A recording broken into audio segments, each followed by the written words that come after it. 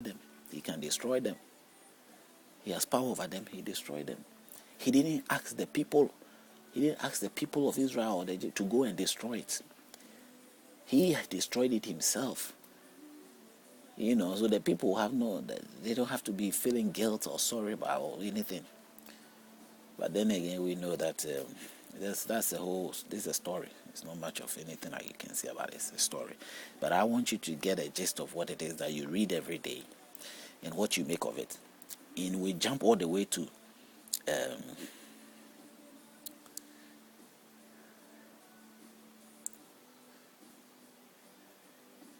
if you go to 10, verse 10, it says, especially concerning the day you stood before the Lord your God in Horeb, when the Lord said to me, gather the people to me, and I will let them hear my words, that they may learn to fear me all the days they live on the earth, and that they may teach their children.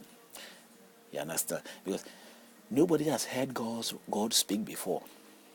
So if they are to hear him speak, then they will learn to fear that there is the sons of God, the abilities of God being exhibited. That you know that God is not like the idols you guys worship, the gold thing that you worship or anything that you worship. He can speak. He has hands. He can slap. He can kick. If he has to kick a football, whichever way it is. I mean, he's got all those attributes. If you believe he's got that, then give him that chance to sort of demonstrate that he has got that. That's all there is to it. He says that gather the people in Horeb and let me speak to them, for them to know that I can speak. So that you people, the idols that you are worshiping that cannot speak, you compare me to those idols and learn from there that I am a God who can speak. I don't need Moses to speak for me, or I don't need Abraham to speak for me. I can speak myself. That is God. That is God. It's like a human being. If you say that I'm a human being, these are the attributes that I prove to you that I'm a human being. I speak to you. Maybe it be on video. You want to prove that this person on the video is he for real? I have to prove to you. What am I going to prove to you? I have to physically be there and touch me and feel me and say, I'm a human being. I'm a physical human being. You touch me, you feel me. Did you? Yes, that means yes. There's not some aerogram, some vision, some type of programming thing that they put there for you to. So that can be the thing. That can be very deceptive. That's possible. People do a lot of things these days. And he may be speaking and it's not for real human being. It's just an aerogram or whatever they call it, inventive sound of aerogram, and the person will be standing there speaking, but it's not a real human being there. It's the same way God wants to prove every day. He has to prove to you and me that he is real. He's God. If we go down to 13, verse 13 of chapter 4 of Deuteronomy, so he declared to you his covenant which he commanded you to perform, the 10 commandments, and he wrote them on 2 tablets of stone. And the Lord commanded me at that time to teach you statutes and judgments, that you might observe them in the land which you cross over to possess. Even that, I have issue with that, because God himself will teach the people, let the people know what they have to know. There is no need for Moses to redo it, or for Moses to go and re-teach them again. But that is what is being presented anyway. Now, lest you act corruptly and make for yourselves curved image in the form of any figure, the likeness of male or female, the likeness of any animal that is on the earth, or the likeness of any winged bird that flies in the air. Image of any kind is being proved here. Go to Rome, go to churches, you will see images. Today, the entire Christian faith have got Jesus in an image. Jesus, Christ, the one is being professed by the Christian group as the God incarnate. Virtually, want to say in the Trinity sense, is seen as God, the other God, because God is 3 in one person. But they've made it look like God blending the 3 is 1, like one person. And so they say it's the same God. He just came at some period. He manifested himself like a son, a child, and some period he manifests himself like a spirit, and sometimes he manifests himself as a father. So it's one person, but he's been manifesting himself in different three forms. That's how they see it. Others also think that he has manifested himself in Buddhist, in Allah, in Jehovah, in whatever spirit of God you might have known of. Some of you think that he manifested himself in other means, so many ways. And so they see that Jesus Christ is also God.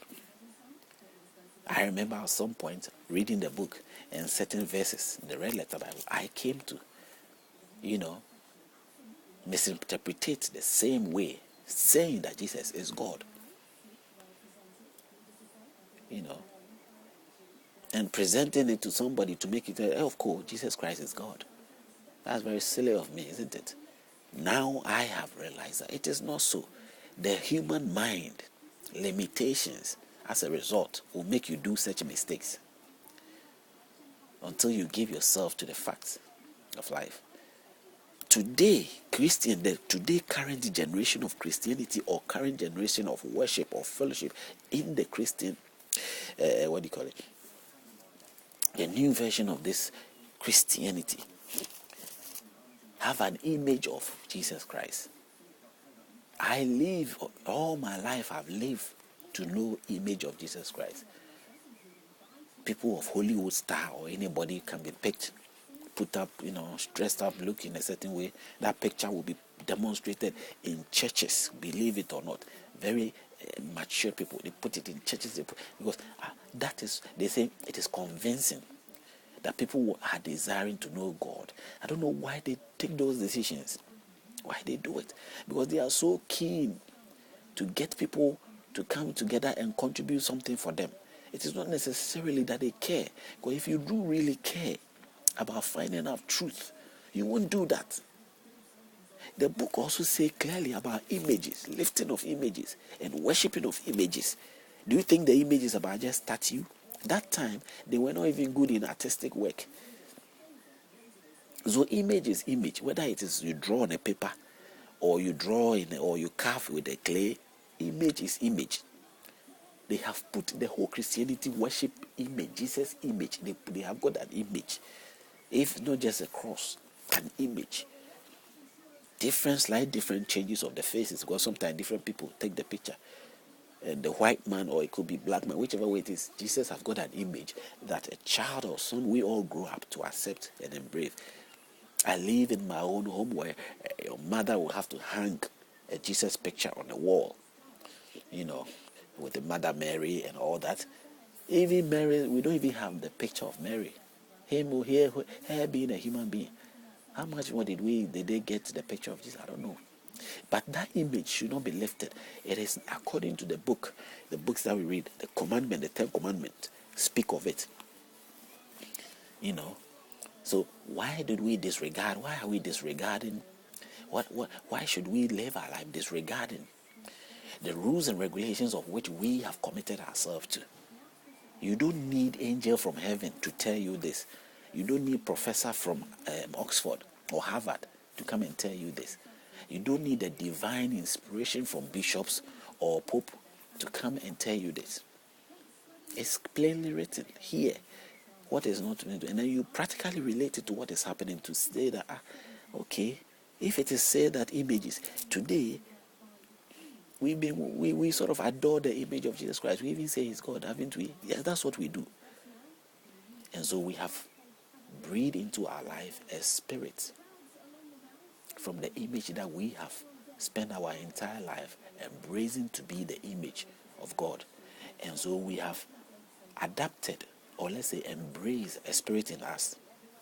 Now this spirit is what determines your life. It is what decides what you might have a slip of tongue. You might do some things and say, why did I do this? There is something else within that drives us.